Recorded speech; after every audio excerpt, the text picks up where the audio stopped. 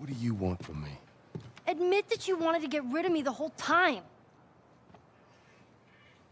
Tommy knows this area. Oh, better fuck than... that. Well, I'm sorry. I trust him better than I trust myself. Stop with the bullshit. What are you so afraid of? That I'm gonna end up like Sam? I can't get infected. I can take care of myself. How many close calls have we had? Well, we seem to be doing all right so far. And now you'll be doing even better with Tommy. Not her, you know. What? Maria told me about Sarah. Ellie? And You are treading on some mighty thin ice here. I'm sorry about your daughter, Joel. But I have lost people too. You have no idea what loss is. Everyone I have cared for has either died or left me. Everyone fucking except for you. So don't tell me that I would be safer with someone else, because the truth is I would just be more scared.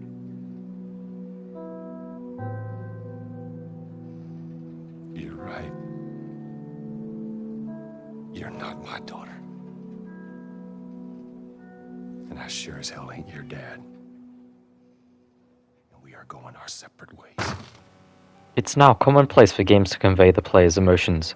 Horror games like the Resident Evil series depend on the atmosphere of the game, using a dark atmosphere with a creepy ambience. This can drive the player into fear, making them think whether a threat is behind them, or if it's just part of the ambience. On the other hand, action games rely on fast-paced movement. Take shooter games like Call of Duty Modern Warfare 2. They depend on fast-paced action the player has to react to very quickly in order to stay alive, whether that would be ambushing another player, or trying to survive an unexpected encounter with players. But there is a certain emotion that I rarely see games perfectly portray, and that is, of course, sadness. In this essay, I'm going to highlight the games that have nailed it when it came to making video games sad. One effective way developers have created sadness in a game is by using character development. An example of this would be The Last of Us, as players are emotionally attached to the main character Joel and his substitute daughter Ellie. The game uses dialogue exchanged between the characters and body language to develop the characters to make them feel attached towards the player. One example of the body language used would be at the start of the game. This would be when Joel and his daughter Sarah were just about to escape from the town, only to be confronted by a military soldier ordered to contain the infection. The soldier followed orders and attempted to kill both Sarah and Joel. It's okay, baby. We're safe. We're safe. Hey, we need help. Stop! Please. It's my daughter. I think her leg is broken. Stop right there! Okay. We're not sick. Got a couple of civilians in the outer perimeter. Please advise. Daddy, what about Uncle Tommy? We're gonna get you to safety and go back for him, okay? Sir, there's a little girl. But... Yes, sir. Somebody, we've just been through hell. Okay, we just need... Shit.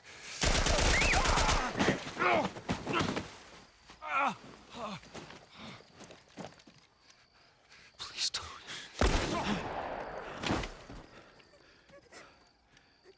Oh, no. Sarah. Move your hands, baby. I know, baby, I know. God. Listen to me. I know this hurts, baby. You're gonna be okay, baby. Stay with me. All right, I'm gonna pick you up. I know, baby. I know it hurts. Come on, baby. Please. I know, baby. I know. Sarah. Baby. Don't do this to me, baby. Don't do this to me, baby. Come on.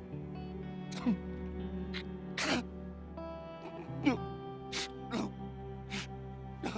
No, no, please. Please, please don't. Please.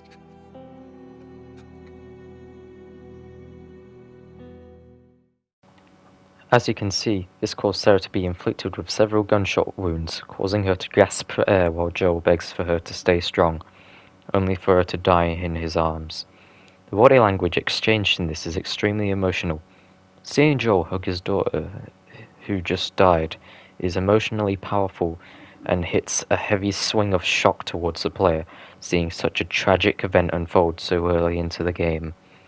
In an article from Black Shell Media, it stated, "Throughout the game we see various facets of Joel's character. As we play, we see the loving, doing father he used to be, the emotional being, the brutal mercenary, the heartless killer, the dedicated guardian, and the survivor. This development shows all the events that hardened Joel to survive the world in The Last of Us, which makes the player feel sorry for Joel as the actions he had to take were only in order to stay alive." Another way developers make their games convey sadness would be using it through the narrative in a game's story. An example of this would be Telltale's The Walking Dead. This is a narrative-driven game set in The Walking Dead's comic book universe. It follows the story of Lee Everett, a convicted criminal who became a guardian of an orphaned girl named Clementine. The game uses character development just like The Last of Us to get the players to be invested in the lives of each character over the course of the 5 episodes. Players learn about the lives of Lee, Clementine, and the rest of the game's cast, each having a unique backstory and personality. The reason the narrative combined with the character development makes the game upsetting is because of the drastic choices the player are forced to make. These choices can usually be life and death situations, whether it's sacrificing another character to save another character, or risking your own life. In an article from The Gamer, they described Lee as one of the most sympathetic and likable game protagonists in recent memory, and also explained that it's often exemplified through the game's branching storylines as well as the choices you can make as Lee. This describes how Lee is shaped by the choices the player makes, which are usually hard choices which can traumatize Lee and Clementine and show how depressing the world they're living in is. Recently I sent out a survey to a bunch of people, asking them about what the games made them sad. One answer was specifically about their experiences in Call of Duty Modern Warfare 3, particularly a scene in which one of the main video game characters died. He described the scene as emotional because Soap was a beloved character in the Call of Duty Modern Warfare games. Soap has been with the player for a majority of the series.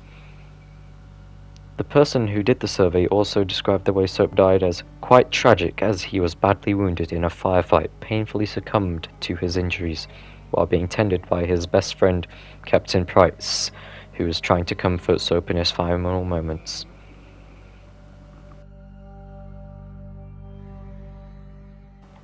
Another answer to my survey was about a game named Journey, an indie game created in 2012. He talked about the game's music, composed by Austin Wintory.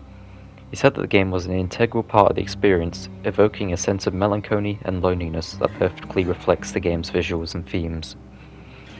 He described the soundtrack featuring haunting vocals, mournful strings, and sparse, contemplative piano melodies. All this combined creates a sense of emotional weight that is present throughout the game. He said that the saddest song in the game was Apotheosis, one of the final tracks in the game that plays during the cinematic ending sequence. Here is the clip of the song.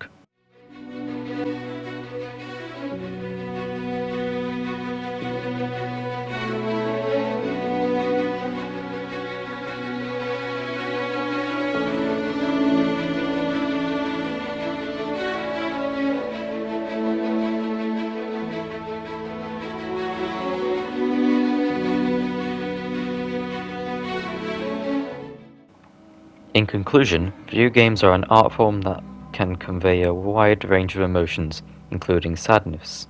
Developers use various techniques to create emotional moments in games, such as character development, narrative, music, and gameplay mechanics.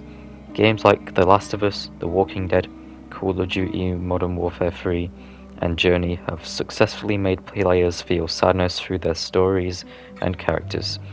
These games use different approaches to evoke emotion, and they all have one thing in common: the ability to make players emotionally invested in the game's world and characters. As video games continue to evolve as an art form, we can expect more innovative ways to make players feel a wider range of emotions. The future of video games is exciting, and we can't wait to see what developers will come up with next. Thank you for watching my video essay on how video games drive us to be sad. and please make sure to send feedback on anything I should improve on. Thank you all.